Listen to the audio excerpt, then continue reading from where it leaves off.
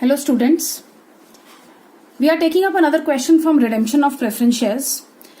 Till now we have understood that whenever reserves are given, what we do, we first of all use the reserves, and then from the face value of the preference shares to be redeemed, we deduct the reserves which are used, and then whatever value comes, we divide that value with the face value of the preference shares to be redeemed, and there somehow we are able to calculate the number of equity shares to be issued. Okay. However, in some questions, this method will not be followed, and there are only very few questions in the chapter, just 2 or 3 questions. In the questions, wherever this thing is written, the fresh issue has to be done for minimum possible extent. मतलब कम से कम हम कितने number of shares issue करें. सो जब कम से कम वाली equation आएगी, जब भी आपको बोला होगा that you have to issue minimum possible number of shares, in that case आपको क्या करना है, आपको प्रीमियम को भी इंक्लूड करना है. I told you in my previous video that there will be some questions जहां पर हमें प्रीमियम को भी ऐड करना पड़ेगा कैलकुलेशन ऑफ सीआरआर के टाइम पर.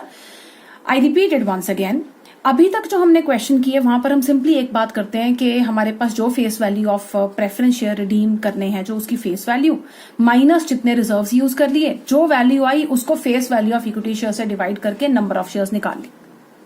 However, in the question where it is written that you have to issue minimum number of shares, in that case you have to use the algebraic equation, जहां पर हम सारी बात करेंगे कि premium को इंक्लूड करके भी कितना पैसा चाहिए और कितना पैसा है. Okay, let's start with the question and the things will be more clear to you.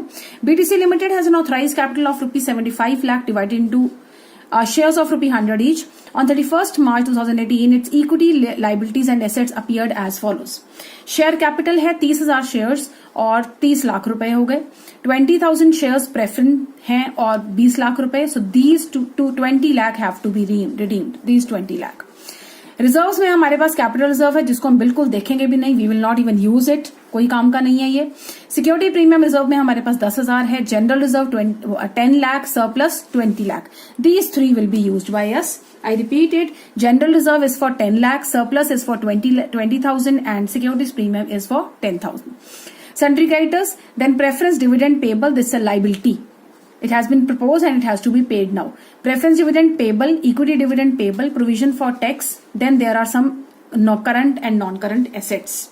After payment of dividend to all the share holders, ये वाला जो डिविडेंड था इसको पे कर दिया गया, तो सिंपली एंट्री होगी preference dividend payable account debited, equity dividend payable account debited to bank. This is the entry. Preference dividend payable account debited, equity dividend payable account debited to bank with the same amount 1,20,000 and 3 lakh. Okay. Now, after payment of dividend to the preference shareholders, the company decided to redeem all the preference shares at a premium of 10%. मतलब ये 20 लाख रुपए की capital के बदले में हम उन्हें देंगे 22 लाख रुपया. Alright, so 22 lakh. आगे, for this purpose it issued new equity shares of rupees 100 each eight A premium of 5%. मतलब नए इक्विटी शेयर इशू कर रहे हैं प्रीमियम ऑफ 5%. अगर तो यहां तक कहानी खत्म होती, हम सिंपली क्या करते, 20 लाख रुपया हमें चाहिए फेस वैल्यू माइनस जितना रिजर्व्स में अवेलेबल है, जो वैल्यू आती उसको सिंपली हम number of face value of equity share मतलब 100 से डिवाइड कर लेते. I repeat it. अगर ये मिनिमम पॉसिबल एक्सटेंट ना लिखा होता, what we would have done, 20 lakh ये हमारे पास टोटल कैपिटल है, 20 लाख फेस वैल्यू है, माइनस जितने हमारे पास रिजर्व्स अवेलेबल थे, जनरल रिजर्व और सरप्लस 10,20,000, ये माइनस करके जो फिगर आती उसको हम 100 से डिवाइड करते और उतने हमारे पास इक्विटी शेयर्स आ जाते.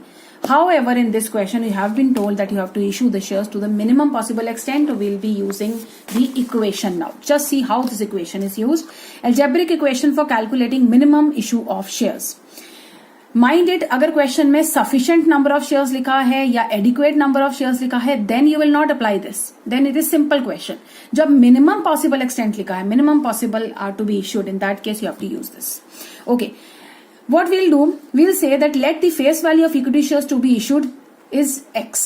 हमने क्या किया, हमने ये जो बोला है हमें क्वेश्चन में कि number of equity fresh equity share लेने हैं, हमने कह दिया कि ये वाले जो इक्विटी शेयर जो 100 रुपए का एक शेयर होगा और 5% उसका प्रीमियम होगा, हमने उनकी फेस वैल्यू टोटल जितने शेयर्स इशू होंगे उसकी फेस वैल्यू को हमने क्या मान लिया, X मान लिया. Okay, let's start now. Redeemable preference share capital plus premium on redemption, ये पूरा पैसा हमें उन्हें देना है। ये पूरा पैसा हमें कहां से मिल सकता है, let's see. Balance in general reserve में जितना पैसा पड़ा है पहले वो देख लो, फिर सरप्लस में कितना पैसा पड़ा है वो देख लो, फिर एसपीआर में कितना पैसा पड़ा है वो देख लो। मतलब हमने सिर्फ कैपिटल रिजर्व को छोड़ा, बाकी तीनों ले लिए, क्योंकि सब एसपीआर रिडेम्पशन के लिए, प्रीमियम के लिए यूज हो जाएगा, ठीक है। तो balance in general reserve, balance in surplus, balance in SPR plus, अब ये तो तीन हमारे पास अवेलेबल था, ये हमने लिख लिए, प्लस और कहां से आएगा, face value of equity share, और क्या आएगा इसके ऊपर, एसपीआर भी आएगा, SPR on new issue. I repeat it, redeemable preference share capital plus premium on redemption is equal to balance in general reserve plus balance in surplus plus balance in SPR plus face value of new equity shares plus SPR on new issue. Let's see now, preference share capital जो redeem करनी है उसकी face value 20 lakh है, उसके ऊपर 10% premium 2 lakh हो गया, it's 22 lakh. General reserve में वी हैड 10 लाख, सरप्लस में we had 20,000, balance in SPR we had 10,000, face value of new equity share we have assumed to be x. If this is x, this becomes 5% of x. And somehow, with the help of this equation, we are able to calculate the face value of the shares. Now, as we know, ये हमारे पास आया 268, तो I am making it 300. Why? Because हमारा जो एक share है वो कितनी वैल्यू का है, 100 का. So will be changing it in 100 terms now. Okay, so face value of equity share to be issued, अगर यही 203 होता या 242 होता तो हम 200 रखते. ऑलराइट, 50 से ज्यादा है तो we have made it 300. So face value of equity shares to be issued becomes 1114,300. All right, this is total. This is rupees. Now if you want to calculate number of shares, अब क्योंकि ये face value of equity share है तो हम divide भी किससे करेंगे, number of share निकालने के लिए face value से. So total number of share which are to be issued are 11,143 शेयर. My dear students, it's very simple thing. हमने सिंपली ये देखा है कि टोटल पैसा कितना चाहिए और कहां से आ सकता है. Through this equation we have calculated the value of X which is face value of the total issue, new issue. Okay, so number of shares are 11,143 shares. So let's see how these entries will be made now. The entry will be like this. ये हम कर चुके हैं पहली entry. Second entry, अब हमने क्या किया, नए शेयर्स इशू किए, bank account debited 11,143 shares issue किए हैं 105 रुपए पर. This value comes to equity share capital 11,143 into 100, to securities premium 11,143 into 5.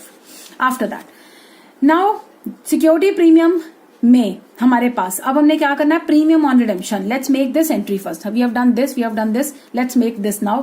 हमने क्या करना है, प्रेफरेंस शेयर्स को रिडीम करने के लिए ड्यू करना है.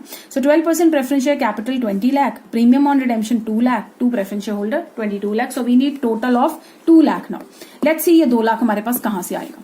ये 2 लाख सबसे पहले हम देखते हैं हमारे पास एसपीआर कितना था. लेट्स सी हमारे पास एसपीआर था कितना, 10,000. ओके, और नया एसपीआर हमारे पास कितना आया फ्रॉम न्यू इशू, ये हमारे पास आया 55,715. सो टोटल एसपीआर बिकम्स 55,175 जो कि नया आया और 10,000 जो कि पुराना पड़ा था. तो total 65,715 we have used from the SPR. अब एसपीआर खत्म हो गया हमारा सारा. ओके, जनरल रिजर्व यूज करेंगे. 2 लाख में से 65,715 वी हैव यूज्ड, तो rest 2 lakh minus 64,715, that is 134,285 we'll take from general reserve. So my dear students, now general reserve में हमारे पास कितना पैसा रह गया. लेट्स सी, जनरल रिजर्व हमारे पास था कितना, हमारे पास था 10 लाख का. ओके, 10 लाख में से इतना 134,285 यूज हो गया. सो 10 लाख माइनस 134,285, डिफरेंस बिकम्स 86,5,715. ये हम general reserve for CRR use करेंगे.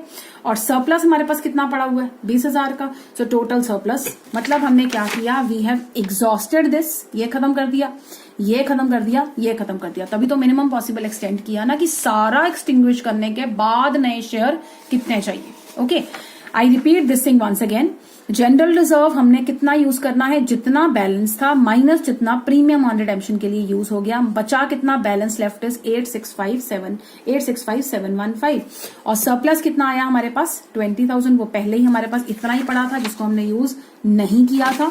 तो total 88,5,715 is our total value. My dear students, you might have one doubt here that this 88,5,715 plus the value which you get from the equity share 114,300, this may not be equal to 20 lakh. I repeated, आपका जो face value of preference share है वो इन दोनों का total शायद 10 या 15 रुपए से डिफरेंस आए, but it does not matter at all because it just a matter of 15 and that 15 has come because of conversion of this thing. हमने यहां पर ये जो 114268 को 114300 बनाया था, ये उसके कारण चेंज इमर्ज हुआ, so that does not matter at all. How you will simply go about it, आप सिंपली ये देखोगे कि हमने अपना जनरल रिजर्व और सरप्लस को पूरा यूज करना है, ठीक है। तो हमारे पास 10 लाख का सरप्लस अवेलेबल था, 10 लाख में से हमने 134285 यूज कर लिया और बाकी सरप्लस में से जितना सरप्लस में पड़ा था वो ले लिया and total CRR becomes this. और लास्ट एंट्री हो गई हमारी preference share holders to bank. That's all for this question. Thank you so much.